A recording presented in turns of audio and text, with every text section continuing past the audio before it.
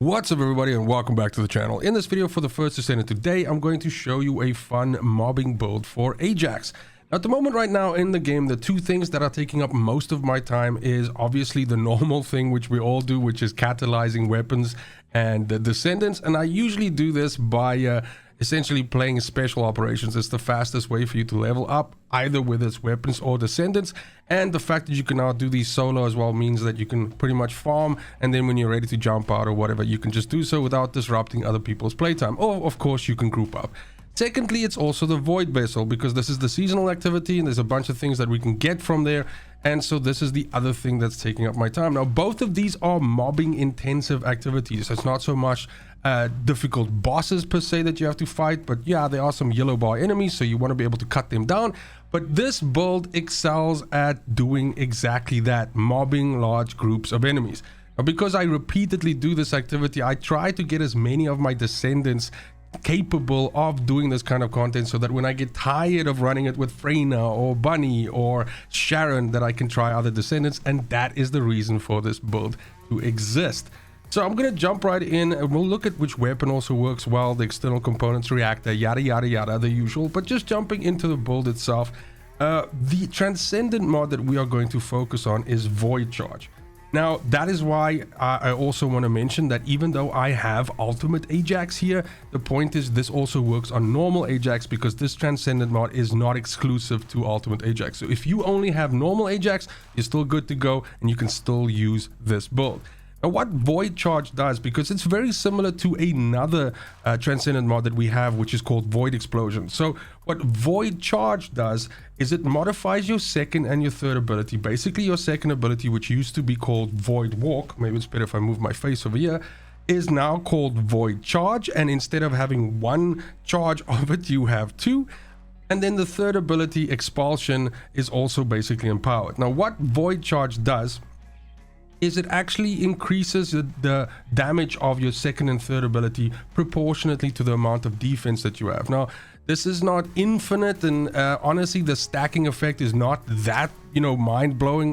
With some of the footage that we've been seeing running in the background, of course, you can see that it has no problem with blowing up groups of enemies, but this might make it sound a lot sicker than it is. But nonetheless, stacking defense, in other words, making yourself survivable, more survivable, actually also increases your damage. And then the thing is, whenever you use an enhanced skill, so Ajax has this, bar at the bottom, which basically gets void energy every time you use his abilities. And when it reaches 100, then you have what is known as the ability to do an enhanced skill. And that's when all the skill buttons essentially change color. And then each one of these do different things. Like the second one, if you use it, this is going to reset your stack. So the stun happens automatically, never mind. You don't really notice the stun a lot, because the point is one hit of this usually just completely wipes out the group that you're jumping into. But if you use this as an enhanced, it will reset the cooldown of Void Charge for one stack. So you'll essentially get that back. Now, we're not going to depend on that to get our two abilities back, because we're going to stack cooldown reduction a lot, so that we have both these abilities available sort of like on demand. You'll see in the footage that's been playing in the background that I virtually never have either one of these two abilities available, and I can essentially just choose to jump, explode, jump, explode, jump, jump, explode, and we can just keep going, like a certain Italian plumber that we all know so well. Expulsion, if you use this as an enhanced skill, it also resets its cooldown. So the main point is, whenever you do use either of these two with enhanced, you automatically basically get the skill back again, which is really good. Okay, so now that we have Void Charge in there, we have to now figure how we're going to build the rest of this thing. So by default, I run this fairly tanky, and there's two reasons why I do that. First of all, because of course we are going to benefit from putting more defense in. That's actually going to give us damage, so it's a reason why we stack that. And then secondly, also because of the way how this build works, is you're very much in the face of the enemies the whole time. We do have a nice-ish range for the explosions around you and for the effect, like when you jump onto a bunch of enemies with Void Charge, but nonetheless, you are going to be in danger the entire time. You will constantly be jumping into weapon fire, into explosions, into enemies that explode when you kill them and stuff like that. So if you don't stack some survivability, you're constantly going to have this issue where you'll jump into a pack, you'll kill them, but they'll kill you as well, and then you'll be on the fucking ground, and that's, just annoying. So let's go ahead and develop all of our survivability options first, right? So the easiest one to do is increased HP. Okay, that's just kind of like a staple. Then because we like defense, we're also going to go increased defense. Okay, so now we have increased HP and increased defense. Then what we can do is we can use something called spear and shield. Spear and shield works really well for us here because it gives us defense and it gives us a little bit of skill power. So this is just a really good mod for us to take in terms of like just kind of like making us more tanky, but also just delivering some of that survivability that we seek. Now these three together is going to put us in a pretty good space in terms of survivability, because we're just under 10k HP and we're sitting at like 51k defense, okay, which is ridiculous. So the point is, with these sort of in place, you will be fairly tanky. And in terms of like the content that I want you to do with this build, which is Void Vessel and, you know, special ops, and you can do 400% fucking dungeons, all of that stuff. Of course, I didn't even mention that, but of course, all mobbing based content you'll have no problem with, because from a survivability perspective, you're going to be sitting super pretty. Then there are two other things that we need to tackle with this build. Of course, we want to increase our power level, but it's also very important, as I mentioned before, we want super low cooldowns. And we also want these explosions to be bigger. You can see that both of these have fairly small radiuses. You can see we're sitting at 7.5 meters right now for our second ability, which can be increased to 300% of that, and then we're sitting at 5 and 7.5 respectively for our third ability. Now the reason why we do have a slight radius increase there already is it's coming from my reactor, but we're going to look at the reactor just now. So one of the ways that we can just flat out increase our range quite nicely is a mod called skill expansion. This gives us skill effect range of plus 92.3%, which is almost double. That's really good. Then we can also use something called maximize range, this guy over here. This gives us almost exactly the same amount of skill expansion, but we do get a slight skill power modifier penalty there, but that's okay. It's worth it in terms of like what we actually get from this. So now we have two fantastic range increases, and you can see that we've actually capped out our range now. It's because of these two range mods, but then also because I run range on my reactor. So now we've capped out both of these abilities, 18 meters on our second and 18 meters and 12 meters respectively on our third ability on expulsion. So now at this point we can start thinking about potentially just giving us a little bit of additional damage, and we can also consider maybe seeing if we can make it a little bit more efficient in terms of like mana, right? So what we can do is let's talk about damage first. A good mod for us to use is something like this, power increase. Okay, drop that in. That's going to give us skill power plus 65%. Nice flat little increase there. Nothing wrong with that. Next, we want to do something like focus on tech. Okay, now focus on tech is going to accomplish two things for us. It's going to give us tech skill power modifier. Our second ability is a tech ability. Our third ability, unfortunately, is a dimension ability, but our second one is a tech ability, and we are going to stick that in, but it's also going to give us 6.1% of cooldown reduction. So that's really good. We are going to couple that with a mod called MP Conversion. MP Conversion has a massive skill cooldown built into it as well. You can see here minus 36.5, and it actually reduces our MP a little bit as well. So of course we're going to have to look out for that on the external component side.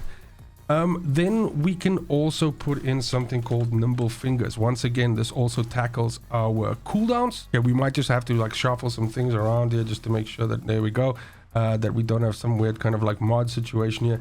And then last but not least, a little bit of additional damage can still be obtained by using something like non-attribute amplification. So let me see where that is. Okay, there we go. I just had to move some stuff around quickly because of course how my sockets are lined up. I was getting some 16s there, and that's not going to help. We're not going to have enough reactor capacity for that.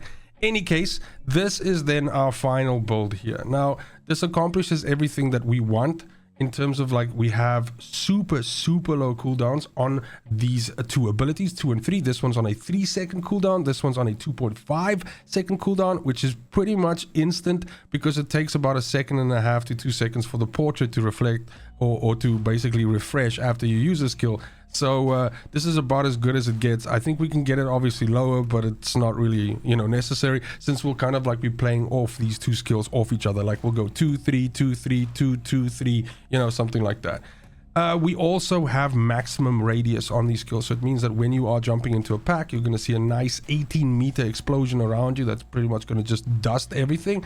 And then of course you can use this to basically lock down entire areas and control it. So that's it for the build. When we then talk weapons, and I do have a specific build for Secret Garden on the channel, a video of its own. I will put it in the description as well if you want a more in-depth explanation as to the reasons why I use the mods that I use. But this is the Secret Garden build that I use with this as well. Now you'll see, or you would have seen in the footage playing in the background, that oftentimes I jump into a pack, it kills most of the light enemies, and then I maybe do another AoE, and then whatever HP is left on like a yellow bar, I just fucking, you know, decimate them with this weapon. So that's kind of like the flow, the rotation. You use your abilities to thin out most of the enemies, and then whatever remains after you've done 2 or 3 waves of AoE, you just mow down with Secret Garden. Why do we use Secret Garden? Well, it's because Secret Garden has a fantastic unique ability that pairs really well with what we are doing here with Ajax. So you'll notice that it has an effect for dimension and it has an effect for tech. We want the effect with tech because that's pest control, and that says it has a trigger rate of 50%, a duration of 10 seconds, it can stack 3 times, and this increases our firearm attack, our skill power, and then per stack even more. So this means that the longer the fight goes on, you'll eventually have max stacks of this. And that means that when you do shoot something with your weapon, it's going to deal a shitload of damage. And also when you keep on doing AoEs and jumping down enemies' throats, it's also going to deal a massive amount of damage to them with that. So that's the reason why Secret Garden works really well. Of course, again, just refreshing you here, but our second ability is a tech ability, and our third ability is our dimension ability. So it doesn't matter so much about the dimension. This recovers a custom resource, a small amount of it.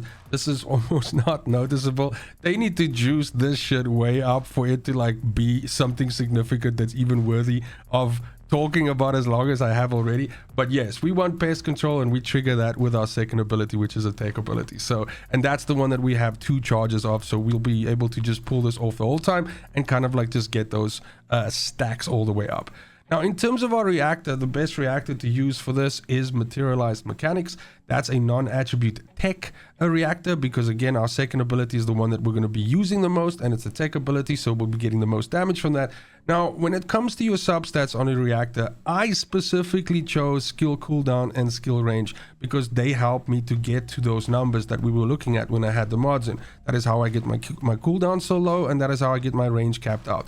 If you want to sacrifice a little bit of range and you want to sacrifice a little bit of cooldown, you can have power rolls on here, like tech power boost, or you know, something like that, or non-attribute skill power boost, which will of course mean that your AoEs will hit even harder. So that's really dealer's choice. For me, I chose this particular role because it addresses these 2 stats which I want maxed on this role. From an external components perspective, of course, guys, we are running Slayer. It's become kind of like a joke, but I think like 99.9% of the time there is no reason not to run Slayer if you can from a survivability perspective. The survivability stats on Slayer has never been great, but the point is the additional damage boost that you get from it, the skill power plus 26.1, is too good not to use if you can afford it. And I mean afford it in terms of like you can survive and you don't get down the entire time, because there's no point in taking Slayer but then spending half the fucking time on the ground waiting to be revived, or, you know, depleting your spawn tickets. So of course, bear that in mind. But that being said, you can get some decent rolls on your Slayer set, which will give you max HP, which will give you some resistance and so on. And as you can see, again, just showing you with the Slayer set and with the mods that I have on, I have 10k HP and 51k defense, which is more than enough for any mobbing needs.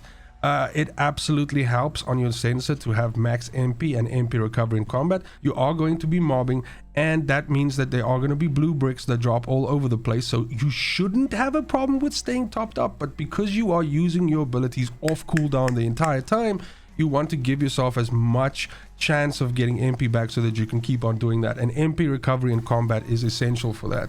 Max MP also helps us here because without that we would be sitting at about 140 MP, and that would mean that you would pretty much have, I think, about 6 or 7 activations of your 2 and 3 before your mana pool is depleted. And if you aren't picking up any blue bricks in that time, then of course you are going to be mana starved, and that is just no fun. That's it for the build. Thank you so much for watching. As always, I appreciate you. The support on the videos have been fantastic, and that is all thanks to each and every one of you. If it is not that day yet, then Merry Christmas. Have fun with your families. All the best. I'll see you real soon. As always, fucking cheers.